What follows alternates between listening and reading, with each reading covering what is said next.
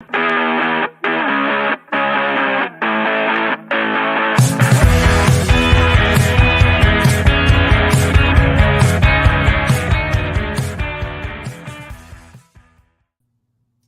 good afternoon, everybody. Welcome into the Fantasy Roundup. I'm your host, Spencer the Guru Urquhart, here with Gabe Henderson. What's up, man? Nothing much. Just getting ready for some LSU baseball here in a little while. Hell yeah. See, we got a lot of people up in here. Appreciate all y'all tuning in on our various channels here at NOLA.com, The Advocate. We got our loyal peeps up in here. Jerry says afternoon. Good afternoon to you too, Jerry. And it's Poppy back. What's up? It's Poppy 504 repping the 504. Yes. So, yeah, so it's going to be a fun one. Y'all are going to be – our main theme for today is going to be would you rather for fantasy football. We're going to break down some players that are very similar in value and average draft position, and we'll debate who would you rather draft. Gabe and I will debate it. Y'all and everyone in the comments, feel free to chime in. And, of course, we've got LSU baseball going down here. In just a couple hours, that's about to pop off. Should be a lot of fun there. LSU taking on Tennessee in an elimination contest. We'll have an LSU. This is the fantasy roundup, but we'll have an LSU betting look because I know a lot of y'all are diehard Tigers fans. So we'll have that here in just a little bit. Before we get to that, let's get to our latest headlines here. And man, I don't even know if this is even a headline or rumor, or what you'd call it, but I figure it's worth throwing in there. The possibility of DeAndre Hopkins and Dalvin Cook teaming up, because Dalvin Cook threw it out there. He was on Schefter's podcast and was saying he's 100% healthy, ready to go, and was saying, man, maybe me and D-Hop will just team up. That'd be scary, which I know they're both older. And they both want money, so that'll be tough to fit that in someone's salary cap. But if they could team up, probably would yield some pretty good results considering they were both still playing at a good level last year. The Rams signed Sony Michel to a one-year deal, brought him back as a backup to Cam Akers. Cam Akers is the name we'll be talking about in the debate segment. Not sure if the Sony Michel news will affect him too much, but we'll get to that later. Bradley Beal, a huge blockbuster deal went down on Father's Day on Sunday. Bradley Beal traded to the Suns, and Chris Paul, CP3, part of the package sent to the Wizards, which to me wasn't nearly enough for the Wizards. The Wizards got fleeced, in my opinion, considering how good Bradley Beal is when healthy. And then Zion Williamson, y'all, big Zion in the rumor mill yet again. I'm going to have a rant on that later for y'all because I'm just so sick of these headlines about Zion. But rumor has it that he could be traded by Thursday, which is an important day. That's the NBA draft. The NBA draft is this Thursday. And the Pelicans reportedly interested in moving up for Scoot Henderson, the top point guard in this year's class, who's expected to be a top 3 pick. Not sure how much weight that has. It was Bill Simmons reported that yesterday, but since then there's been some backlash. Some people like, it's not going to happen. Some even saying that the Hornets, who picked second, would rather Brandon Ingram over Zion, which kind of makes sense. I mean, with Brandon Ingram, he doesn't have as much upside, but he's probably more reliable and way less drama. So, yeah, should be interesting there. Any quick takes on those headlines, Gabe, before we move on to the Tigers? Well, my first take is I don't think Dalvin Cook and DeAndre Hopkins will team up. They might end up in the same division in Miami and New England, but yeah. I mean, if you look at Cook's 2 destinations right now, you've got Miami, who they don't need another receiver. I don't know if they can afford another big receiver. And Denver, and Denver's got absolutely no need for another receiver because they're trying to offload the ones they already have. As for the Zion stuff, I think you're going to have to trade to 2 to get Scoot. I don't think the Hornets are going to end up doing that deal. I think they really like Scoot, but I wouldn't be surprised if Zion is moved. I've said they should offload him for the last few months. I think since before he even got injured. I just think it's a smart move. He's not on the court enough to justify that. Let it be another team's headache.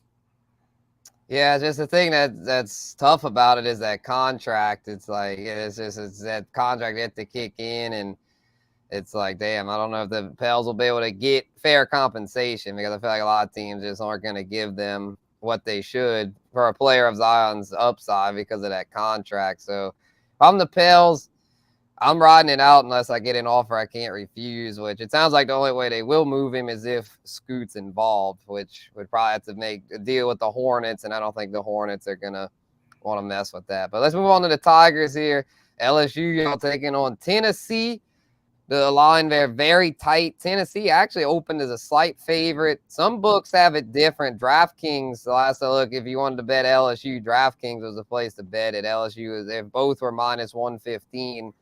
Coin flip, both of the same odds. Where Caesars, though, you gotta they get showing LSU a little more love to where if you're a Tennessee backer, go to Caesars because you're getting those even money for Tennessee. Where at LSU, you gotta pay a little bit of juice.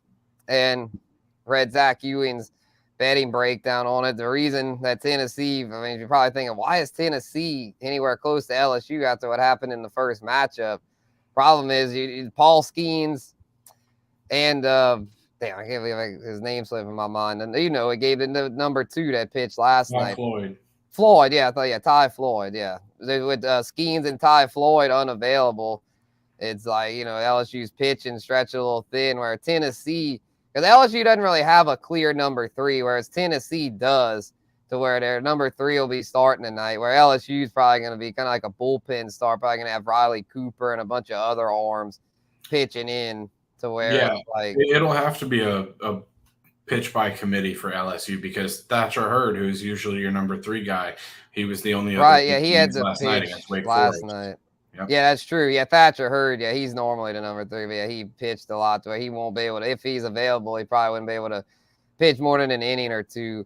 So it should be interesting. Y'all comment y'all's thoughts. What y'all like here tonight? Y'all think the Tigers survive? I personally think they do.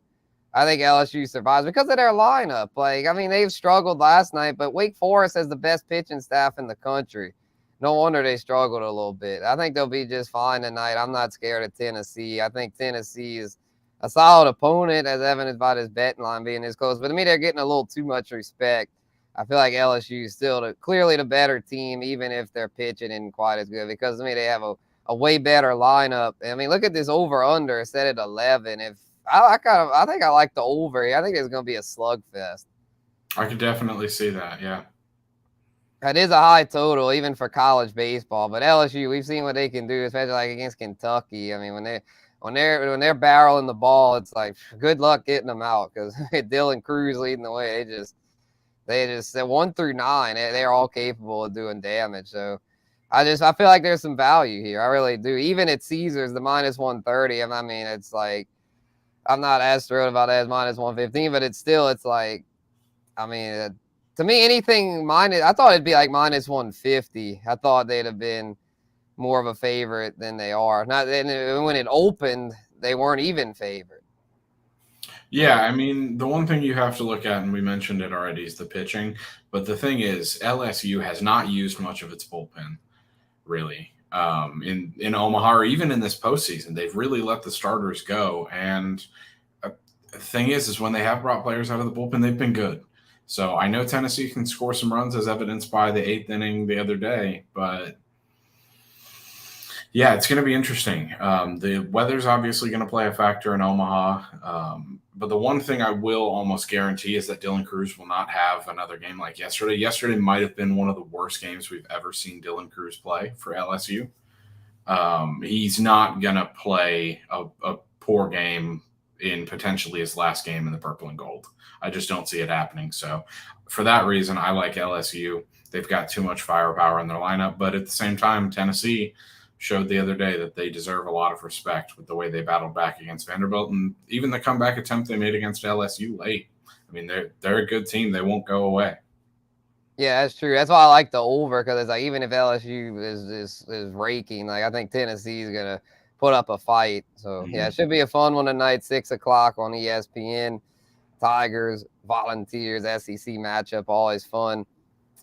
But yeah, let's move on to our versus series, or would you rather, whatever you want to call it.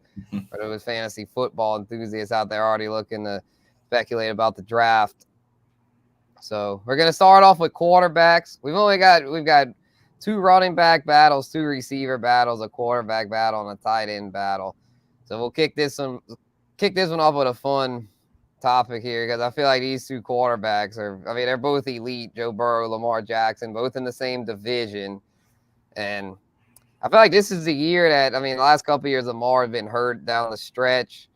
and then Burrow, you know, shine down the stretch. I think this year, though, this could be the year they clash down the stretch, and like it's like, man, they might be battling out for the MVP, especially if Mahomes. You know, I mean, I don't wish injury on anybody, but if Mahomes would have something happen, like I think Burrow and Lamar would be number 2 and 3 on my MVP board, because I don't like the way Josh Allen's trending. Stephon Diggs, they're too dependent on Stephon Diggs, and he's already acting up in camp. So I'm kind of not as high on Josh Allen. And Jalen Hurts, too, I'm a little sour on, because nothing against Hurts himself. I think he's great. It's just the system, I think, is going to take a little bit step back because of Shane Steichen leaving their OC from last year. And it's just regression is going to kick in. Hurts was uber efficient last year. I don't see him repeating that same level of efficiency. But Joe Burrow and Lamar Jackson, two different breeds. Burrow more of a pocket passer, Jackson more of a run-first guy. But I feel like in this battle, though,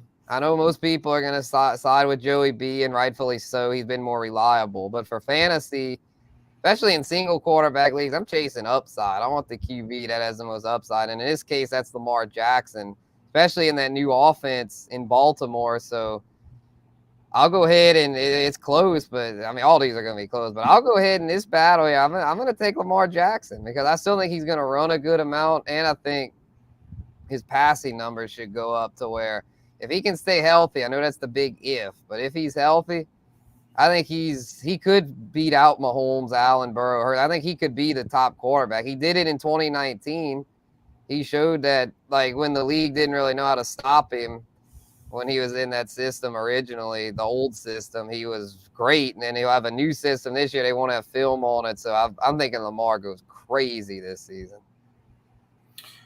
I agree with you in the fact that I think they both go crazy. I think these are obviously two elite quarterbacks in the NFL. It's close. It really is. But for me, I side with consistency. I'm going to err on the side of caution. I would go with Joe Burrow. I just think he's got the consistent weapons. His coaching staff returns. I mean, he's a model of consistency. Obviously, I mean, he's been in the MVP race. He's made AFC championships. This is a dude who knows how to sling the rock. It's got a solid receiving core, and there's question marks. I don't know how credible they are, but there's been question marks about the Bengals running game heading into the season. Whereas if you go over to Baltimore, Lamar Jackson's getting all new receivers, which I definitely think will help. But down the stretch, I don't know how great they'll be early on. He's just coming off an injury. Obviously, there is the running upside with Lamar, especially in single quarterback redraft leagues. I mean, running quarterbacks are a dime a dozen. So I don't know about all that.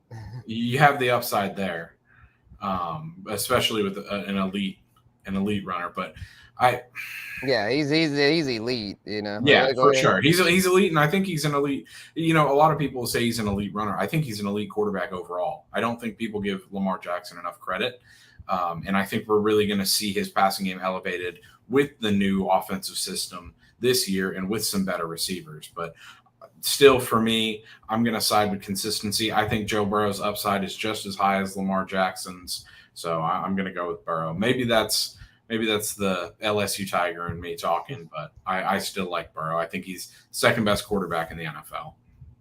For sure. Yeah, I think if we're just talking from a real life NFL perspective, you know, I'd probably side with Burrow because he's been more available recently, especially down the stretch. But yeah, like I said, for fantasy, Burrow just doesn't run enough, but he will throw more. Like if you also have to look at your league settings. If it's a league that is more favorable to passers, I'd probably go with Burrow. But we're talking like the standard type format, which tends to favor the running quarterbacks, which they're getting more common. I wouldn't call them quite a dime a dozen. They're still kind of a rare breed because it's like outside of Lamar, you've got, let me think, you got Kyler who's hurt, and then you've got Justin Fields, Josh Allen, Jalen Hurts. That's about it. I mean, they don't know. Running quarterbacks still aren't very common. I mean, Anthony Richardson will be. When you add in a few of these guys who are going to be playing quarterback over the next few years, and I just think it's becoming a lot more common. But Lamar Jackson, so they are a lot more common. That's what I was really going towards. Okay. Okay. But Lamar Jackson is the elite running quarterback. I think he's the best of the best, although Justin Fields had a fantastic year last year. Lamar Jackson's a step above the rest. But, yeah, like you said, it depends on the league settings. You know, I know my league's switching to 6 points per passing touchdown next year, my redraft league. So I like Joe Burrow, especially there. But, yeah, you can't go wrong with either one of these guys. It'll really just depend on where they are available in your drafts. Because if you can get one a few rounds later than the other, then I would definitely go with that one. I feel like they're both pretty similar in drafts right now. Lamar, you might be able to get a little later. I feel like, though, his ADP is going to go up because people are going to get on the hype train. So I like him now, but, yeah, if the hype train gets too out of control, I think he could finish. I think if everything breaks right, he'll finish number 1 overall. But there's a lot of things that need to break right. Where Mahomes, it's like he don't really need. I mean, it's like as long as he's on the field, it's gonna break right for him. I mean, everything's just tailor made for success. And for Lamar, it's the more uncontrolled variables. His health being the one that's been the most scary as far as he's missed too many games the past couple of years.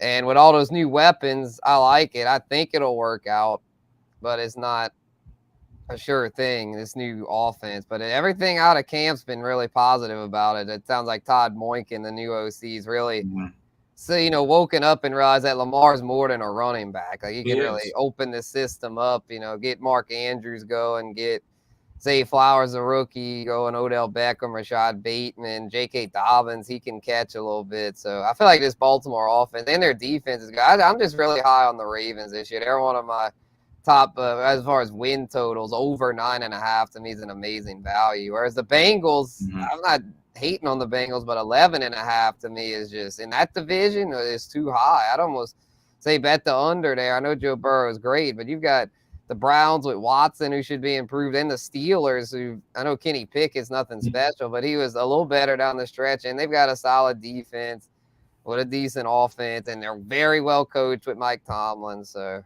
yeah, I'll leave you with this thought on this. Would you rather, Spencer? You're splitting hairs with these quarterbacks, and obviously that's what we're going to do with comparable quarterbacks. If both these guys play a full season healthy, they are probably top 5 quarterbacks in fantasy, both of them. Right. Yeah, I would view it as like, the top 5. I'd say, I think if everyone stays healthy, this is my top 5. Mahomes, Lamar, Allen, Burrow, and I guess Hurts. I'm not that high on Hurts this year, but Hurts was so good. It's like, if healthy, if healthy, that's the top 5. That's the top 5. Yeah, because I mean, Lawrence, Fields, Herbert, they could all possibly get there, but it'll probably be because one of the 5 above them gets injured. Yep, I agree. So, all righty, let's move on to running backs here. And we've got a debate here. I've been seeing I went on a rant a few weeks ago. We've got Tony Pollard. Everyone is saying about, they've got more than just OBJ. I mean, they've got the rookies, Zay Flowers, Mark Andrews, Rashad Bateman, they have Devin Duvernay. They've got plenty of weapons there. So I'm not even that worried about OBJ. They've got other options. But and the other tight end, Isaiah Likely. So Lamar's not hurting for weapons. So he's not much improved set of weapons for Lamar going forward. Yeah, it is. But back to this deal. I mean, Pollard versus Travis Etienne, because I noticed it's funny, like when the early drafts, like when people were doing those way too early best balls, like Etienne was going above Pollard, but now they've been trending in different directions. Etienne, because all the Tank Bigsby hype, he is trending way down. He's fallen in the 4th round sometimes in drafts, whereas Pollard, because ever since they cut Zeke, he's been trending, way up, where he goes in the 2nd round in basically every draft.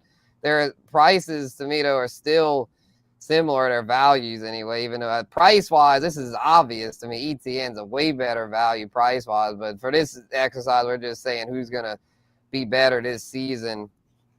And I've come around a little bit with Pollard. I definitely admit that without Zeke, he could definitely be a low-end RB1. There's no denying the path there with Dallas's offense being very strong. But guess what? Jacksonville's offense is also very strong, where even with Tank Bigsby there, I still like Etienne to be a top 10 running back. So it's close. I mean, all these are close. I mean, I'm not saying Etienne's way better than Pollard. I wouldn't laugh at you for taking Pollard over Etienne, but I just feel like with Etienne being he's the better talent. I think talent's going to win out here. Pollard was not a high draft pick. It's taken him, 4 years to be his 5th year to be the starter. If Pollard was so talented, he would have been beating out Zeke. Zeke's been kind of washed for the past 2 or 3 years. So to me, I'm going with Etienne. He was a first-round pick out of Clemson. He's Trevor Lawrence. They were teammates in college. He's definitely going to still be on the field a lot. I think Bigsby might take away a few goal line touches, but I'm not buying this narrative that Etienne's going to all of a sudden just become just a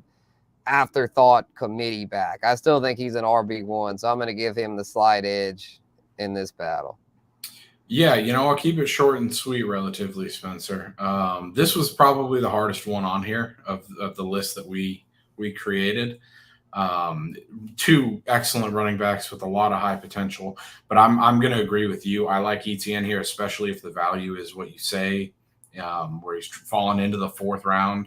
I just think, there's still those rumors swirling around that Dallas could bring back Zeke.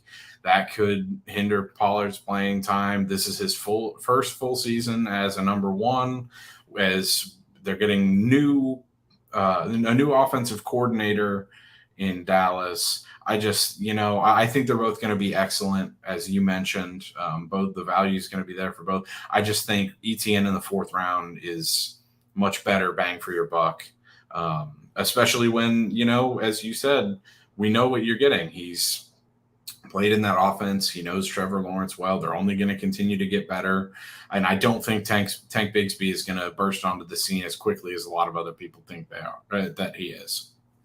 Yeah, for sure. Yeah, so I'm going to go ahead and lean with Travis, because he did well last year. He wasn't perfect, but for the most part, he was very solid, took advantage of his opportunity once James Robinson was out of the picture and showed he could carry a workload. So I think he'll have a strong year this year, and you could probably get him at a good value because everyone's freaking out about Tank Bigsby. So next up here, Miles Sanders versus Cam Akers. I'll let Gabe go first here because I think I know where I'm going with this, but I want you to have the floor here because this is one that's just like, man, I made it like this on purpose, splitting hairs between these guys. But who would you rather out of Sanders, who's now a Panther, versus Akers, who's set to receive a big workload with the Rams?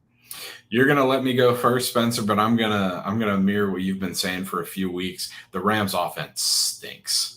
Yeah. And I know I just don't see them running the ball all that much. I know those reports that you've said he's set to get a big workload. Darrell Henderson's no longer there. So there's not much. It's Cam Akers' team to run the ball with. I just don't see a Matthew Stafford and Sean McVay-led team in 2023 still going as run heavy. Whereas Miles Sanders has shown that he can carry a workload. He's probably going to get more work in the red zone than he did in Philly, because you know how Philly loved to go with Kenneth Gainwell and Boston Scott when they got close, and even Jalen Hurts took away. Right. So I'm going to go with Miles Sanders, even though he's in a new home in Carolina. I think with a rookie quarterback, you have to lean on the running game a little bit, and so that's the reason I like Miles Sanders. Mm-hmm. Yeah, I was leaning Miles Sanders, but you sold me even more because, I was like reading all this. Oh, Akers, it's his team. But, yeah, you're right. The Rams stink. That's why I'm kind of down on Cooper Kupp. And, yeah, you made a good point about their defense not being good. It's going to make it tough for them to establish a run. Miles Sanders, the Panthers with a rookie, they might struggle some as well. But I think the positive thing with him is that the Panthers have a decent defense to where they'll have their times where they'll be able to establish it and rack up some goal line looks because they've got Chuba Hubbard, but outside of him, they don't have a whole lot else in that backfield. So, yeah, I like Miles Sanders here for sure. They're close, though, because Akers might get more volume. Mm-hmm. But they did bring in Sony Michel today, but I just don't like the system there. Give me the more friendly system, and I think Sanders is a better talent. So, yeah, this one is maybe should have. I feel like it was fairly close, but yeah, it's probably now that we're breaking it down, I feel like it's not quite as close as I was thinking. There's a lot of people who are high on Cam Akers, and I've just been fooled by that one too many times. I'm not going to believe it until I see it. I'm not going to buy in on another Rams running back because of offseason hype. So, I think Cam Akers is super talented. He's just got to A, stay healthy, and B, we've got to actually see him produce for a full season. Miles Sanders has shown us multiple years what he can do. Yeah, especially last year. Prior to that, it was they were kind of similar, but I feel like last year Sanders he proved himself because he did it over the full season. Akers was more just like a 4-game stretch. Yep. So let's move on to wide receivers here. Got a tough one here all right off the rip. Garrett Wilson, Davante Adams. I feel like it's pretty fitting that they're being compared here because Davante Adams used to be Aaron Rodgers' go-to target, and now Garrett Wilson is set to become Aaron Rodgers' go-to target. And Wilson's only been in the league 1 year. Adams has been an all-pro receiver now the past 5. So you can either go upside or merit. And normally I go merit, but in this case, I'm going upside because the Raiders, they're kind of like the Rams. They stink. They're terrible. They've got no defense. They've got no, or more importantly, no offensive line. And no defense might actually help Davante somewhat, but and potentially no quarterback. Jimmy Garoppolo hadn't even been cleared yet. So, and I definitely don't trust Jimmy G to play all the games. And who's their backup? Brian Hoyer. That's not going to cut it. I know Davante Adams is really good, but is he quarterback proof? We don't know because his whole career he got to play with Aaron Rodgers. And last year, Derek Carr, who's a hell of a lot better than what he's going to have to work with this year. So I'm going with Wilson. He put up numbers with really just a sucky quarterback play last year. Now he gets to work with a future Hall of Famer, 4-time MVP. So I'm going to have to say, I know Adams has the resume, but give me the upside here. Spencer, you know the meme of the cartoon guy where he's holding his head and he doesn't know which button to click? Yeah.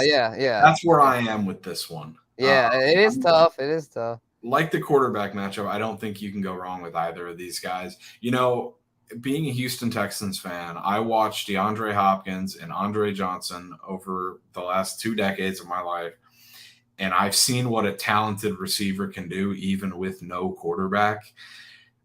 That's why I'm slightly leaning towards Davante Adams because, I mean, he's just so talented, and he's going to be the pass catcher that everyone looks to regardless of who's under center.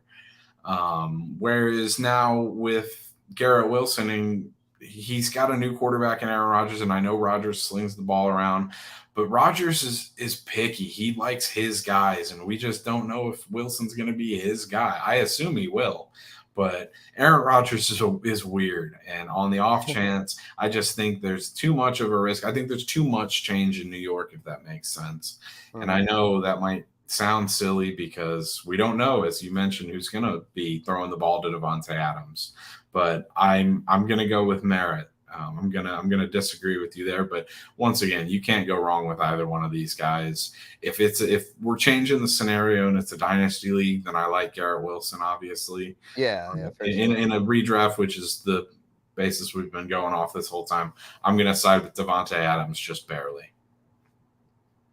For sure. Yeah, I can respect it. You know, it's really close because of Adams. It's like he had a resume. The thing that scared me, is I know how you said Hopkins and Andre Johnson, and he is great, but it's like, can he still put up the kind of numbers with, even if, with Jimmy, I think he could be solid with Jimmy G. The thing that concerned me, though, is if Jimmy G goes down, the backup is, Hoyer, it's like, oh, gosh. He was so bad.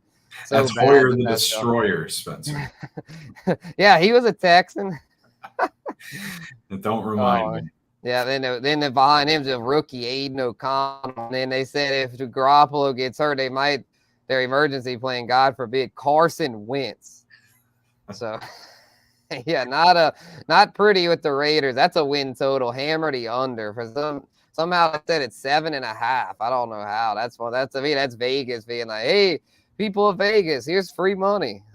Not touching that with a 10-foot pole.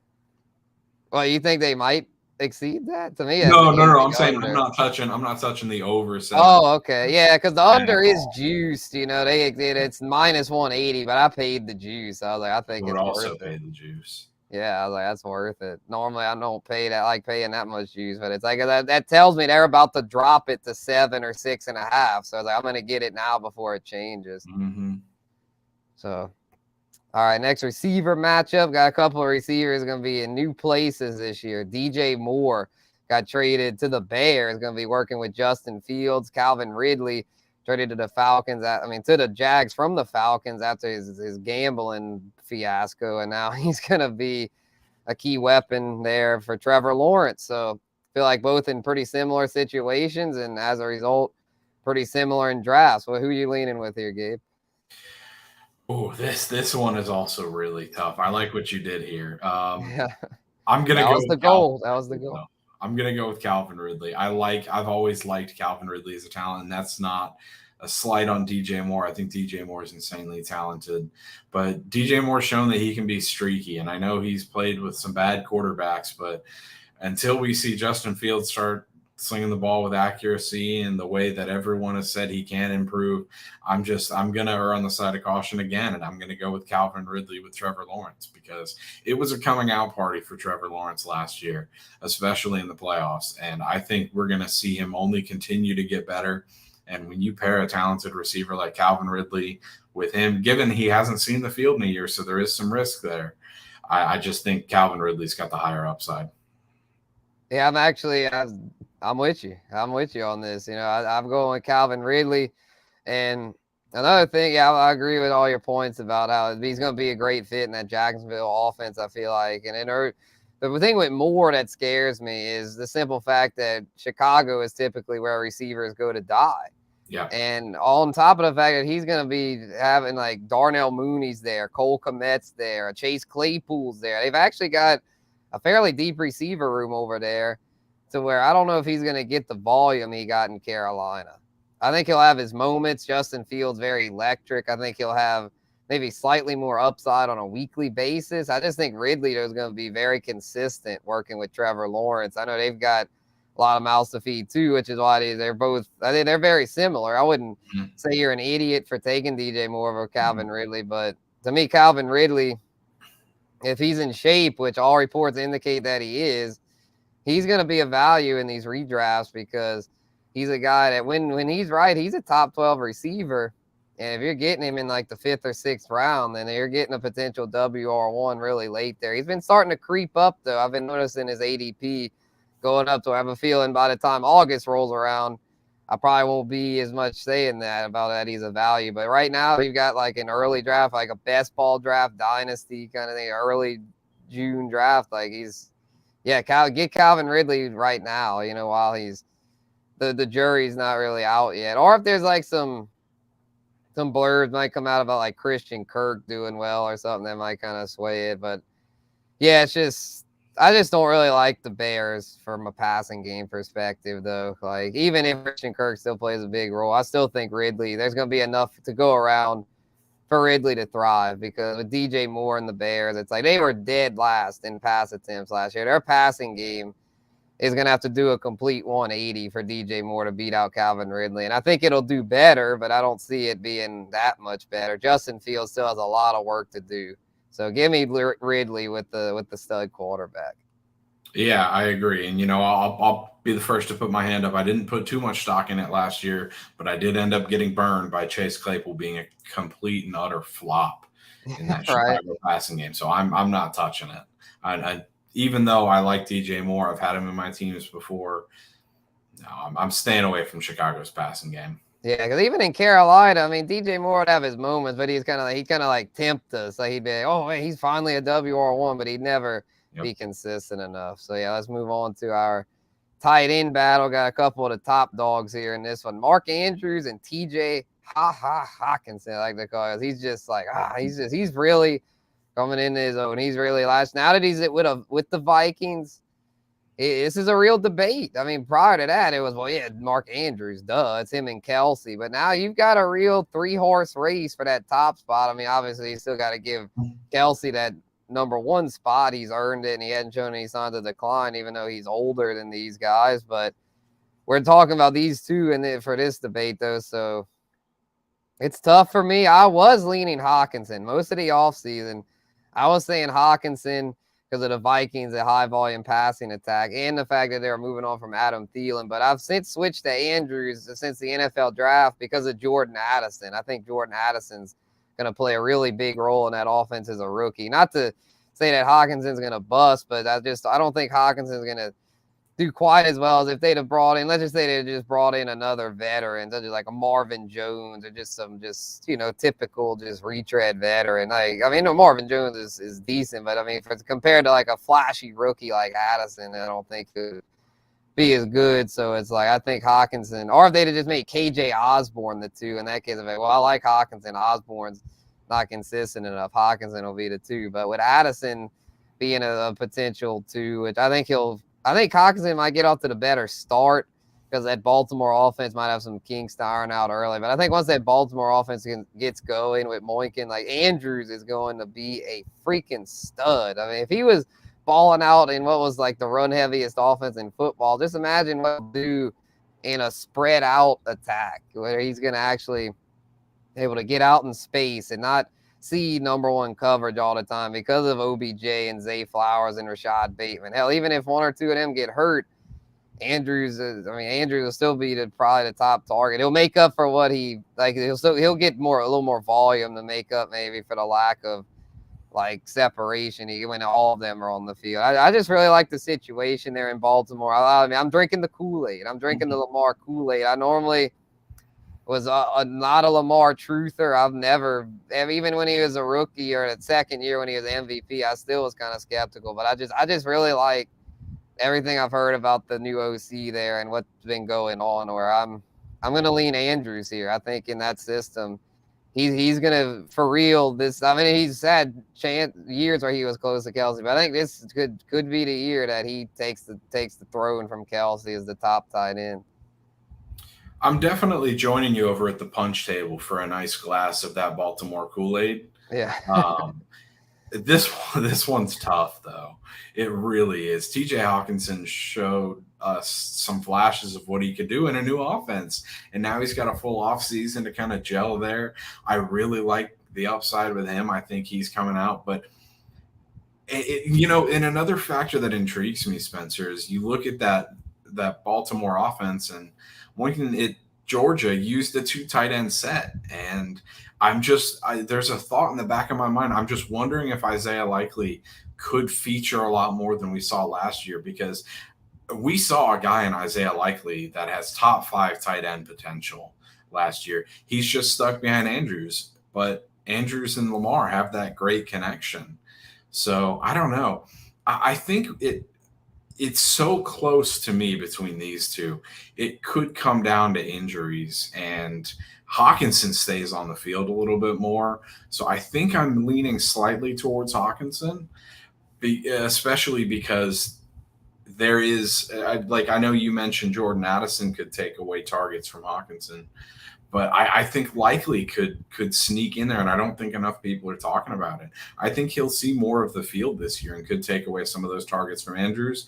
Either way, I think these are tight ends 2 and 3. It's just going to, put a blindfold on and throw a dart at a board, and it's such close margins between these 2. But yeah, I'm not sure. I think people lean towards Andrews higher in drafts, so I think there's more value in Hockenson in the end. For sure, yeah. Andrews is starting to go a little bit higher, as more and more people get on the Baltimore hype train, which, we're talking as of now. And I still think we're not even really worried about ADP in this exercise. We're just more talking who's going to finish higher. So I'm going to still go Andrews, but yeah, Hockenson has a pathway, especially if Addison isn't quite as guns a-blazing as I'm thinking he is. And then Likely, I think though, like with the Georgia 2 tight end set, I think Andrews will play like the guy, the really good stud that's going to be drafted next year, whereas Likely he'll play the Darnell Washington role, and Darnell Washington I know he's an intriguing prospect, but as a receiver, he just wasn't very involved because he was the second tight end.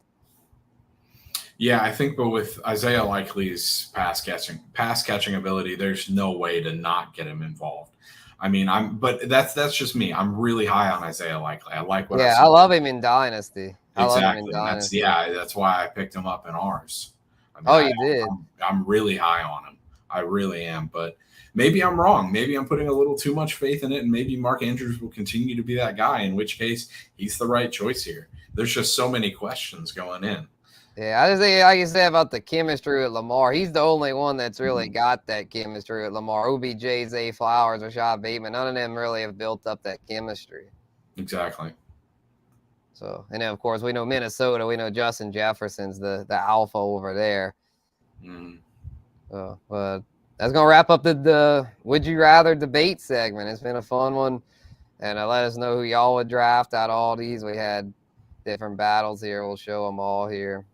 You know what? Hell, give us some more Would You Rather, some questions you're facing. I'd love to go over these, be it in this show or later shows. Oh, yeah, we'll definitely do this segment again. This is a fun segment. Yeah, we'll have to do it again. Maybe we'll do it like once a month leading up to the draft. We'll have different players because, it values is changing and stuff. Probably have some different ones to break down as we go. But now hope you saved a little energy. So it's time to rant. We've got a couple rants for y'all. Gabe's is about fantasy football here, about stop solely relying on these websites. Have the floor. Spencer, over the last few years, especially with the emergence of AI and technology, we've seen a lot of people who play fantasy football, especially those who have the itch to play year round. They've relied on these There's now a website for this. There's an algorithm that tells you how well you drafted. People love patting themselves on the back. Yeah, people love patting themselves on the back and hearing, "Oh, I had a good draft. This AI told me so." Or, usually when people go back and forth about trades, it's, "Oh, I value this guy really high, but you're not taking my deal. You're an idiot for not taking this." But now we can quantify it, Spencer. We have actual numbers that tell you whether or not it's a good trade.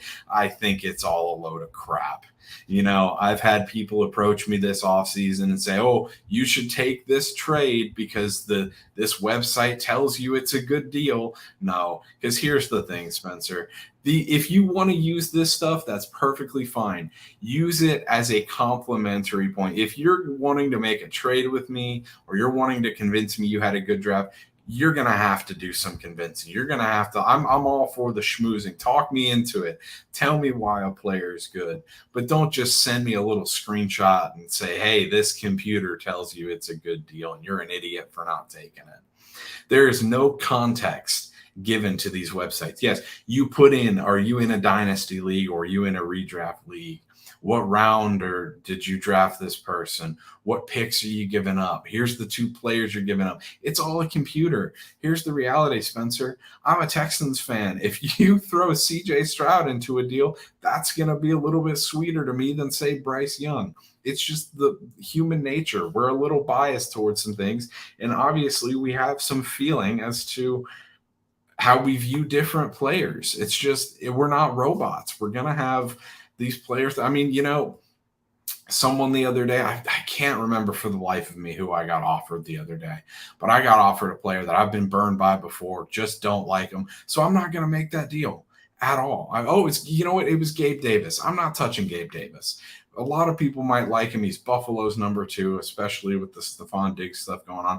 I'm personally not touching him. And you know what? There's no website out there that can quantify that, Spencer. So people just need to stop. Take the robotic aspect out of making these websites your main negotiation tactic. It's not a thing. I'm never going to buy into it. Yeah, facts. I mean, unless they can get them to where they can tell the future, but I don't know if they've developed AI that powerful yet. Let's hope not, because that crap's going to want to take over the world. But anyway, before we go down that rabbit hole, just say, I want to say I agree. I get sick of that too. I had a guy years ago, shout out to Troy Thibodeau, who would always send me this like, "Oh, well, the trade analyzer said it's a good deal for you." I was like, "Well, I don't care about the trade analyzer. The trade analyzer has flaws. That thing is far from perfect." So yeah, I'm with you. Think for yourself, people. Evaluate the numbers. If you want to use that, fine, but don't screenshot it and send that, because then you really get exposed, because then you're just, well, you're not even thinking, you're just using this crap. Like, you're not even some people in ESPN, they've got this AI generated trades thing where people send you trades based off of AI. I'm just like, have you ever used it, Spencer? Have you ever seen it's terrible. They're terrible. It's so terrible. And it makes people I would not recommend using that, because by doing that, you're going to piss off people in the league, if you send me that Bush League offer, decline, and just say, well, I'm not trading with this clown. He's not even close. So yeah, don't mess with that stuff. If you want to use that to start, okay, but edit it and make it a reasonable offer. Don't be that guy that sends these just total Bush League offers. Exactly, and just talk to people. Yeah, I mean, I know it's like we all play fantasy football. We've played it for years. Yeah.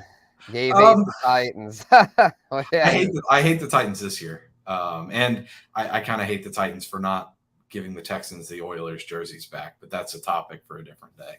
Oh, yeah, that could. Yeah, I like those old Oilers jerseys. Those are sick. With we're not allowed to use them. Can't even use the colors. Yeah, I didn't even realize that. Wow, yeah, because they were the Tennessee Oilers. Like, I wonder why they gave a damn about that. That seems kind of whack. Thanks, Amy Adams. Yeah. Oh, well. But, yeah, we could rant about that another day, I guess. But I just wanted to rant here to close out about Zion, y'all, because believe me, I'm not a Zion fan. I kind of hope the Pelicans trade him just to wash their hands of him, as he's just. But again, from a value standpoint, it probably wouldn't be worth it. So to me, if I'm the Pelicans, like, you probably just got to accept that, you're stuck with him. But here's my take on it. Yeah, he's far from perfect. He's very far from perfect.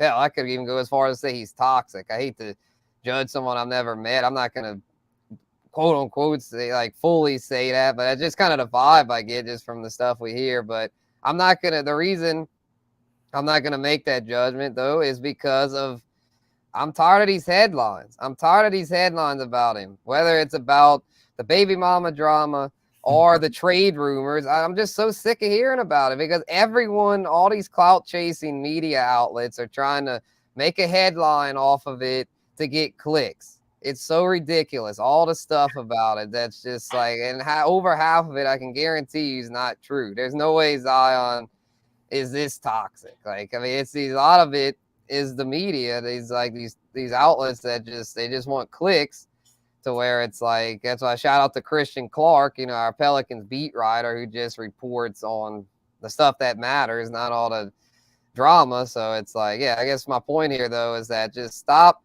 worrying so much about these headlines. You don't know what to believe, especially with that woman that keeps saying all the stuff. I'm not even going to mention her name, because, I mean, she doesn't deserve a platform. Everyone's believing her, saying, oh, Zion, he's just a sex addict and all this. And we don't know if that's true. She might just be doing that to get attention. And it's worked, because, boy, does she have attention. Everyone knows her name now. Everyone is saying, oh, that's Zion's side piece and all that. It's like, just stop it. Y'all just stop buying into all that stuff. Like, just let Zion live. He's still very young. He probably is. He seems pretty immature for his age, but he's still very young, and he got thrown into a spotlight at such a young age, to where if the Pels keep him, I really hope he can get back to basketball and focus on that, like Jeff Duncan wrote in his column a few weeks ago. Make headlines on the court, not off it.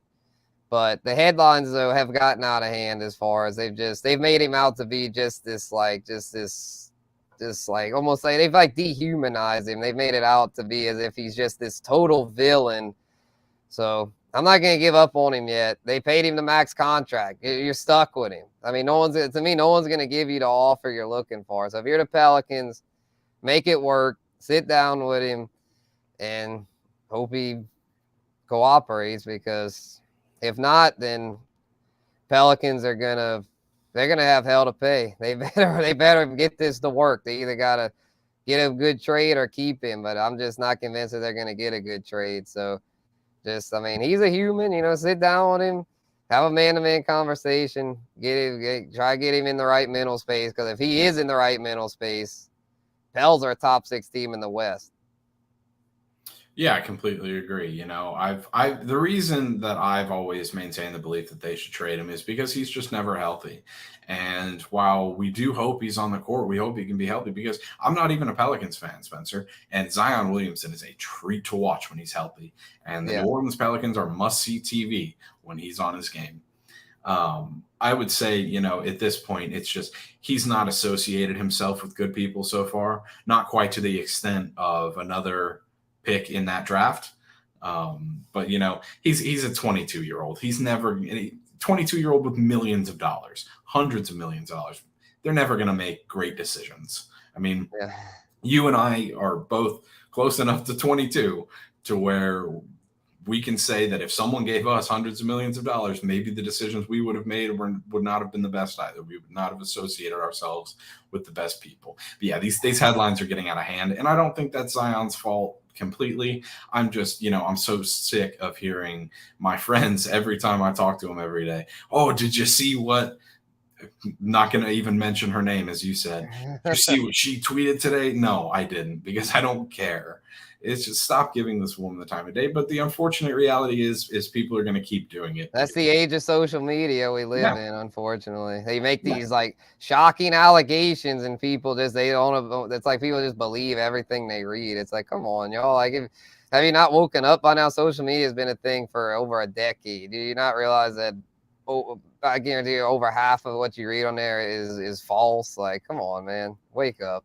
Yeah. Headline: Zion Williams is a sex addict. No, he's not. He's a 22-year-old. The latest thing is he made a sex tape. That's the latest thing. Like, come on, man. I'm not even going to dive into that. This is a family-friendly show. But come on, let's be real, people. We're talking about a 22-year-old. Yeah, and the thing is, there's no concrete evidence to any of this. This is he said, she said. It's like, why is this being reported? Like, if she wants to tweet it, she has the right to tweet it, whatever. But stop giving it. Don't stop acting like that it's news. Like, is it all? Like, but anyway, enough about it. It's just, I think we get our point here. It's just a mess. And for the Pelicans organization's sake, let's hope that it gets straightened out and that they can either just move on from him, be done with it, start a new era with Scoot Henderson, or the more likely thing is you're gonna have to work with him and get him right. You're gonna have to. I mean, you signed him to this contract. I mean, you're stuck with him, or maybe, hell, as they say, his stepdad makes decision with. Hell, have a sit down with that dude and be like, look, you gotta let Zion be his own man, like, and stop getting in the way of his affairs, like, and. Because if you're the Pelicans, you have the right to say. I mean, he's under contract to you. Stop acting like he's he's employed. You've employed him. He doesn't employ y'all. Y'all employ him. You can't let him run the show. He's only 22. He's got to pay his dues. So let's hope the Pels can work that out. But anyway, it's been a fun episode. Appreciate everyone that tuned in here to the Fantasy Roundup. We got some good debates in, got our rants in. So yeah, we'll do it again next week. Got my little vacation plan, leaving tomorrow. Gonna be back on Monday. It won't be going too long, but gonna be going long enough to hit the reset button here before fantasy football preview season starts. So yeah, any final thoughts before we sign off, Gabe? Nope, just enjoy the show, enjoy the debates. It's going to be a fun next few months of fantasy football debates like this one. Yes. So, all right, y'all. There's been Fantasy Guru and Gabe Henderson with Fantasy Roundup, presented by Caesars Sportsbook, official odds partner of bet.NOLA.com. Sign up with Caesars if you haven't already. And we'll have the Tigers here in a little over an hour. So go Tigers. We'll see y'all. Zach and Jim will be back with y'all live on Thursday. Hopefully Zach will still be in Omaha. But until then, we'll see y'all later. Peace out.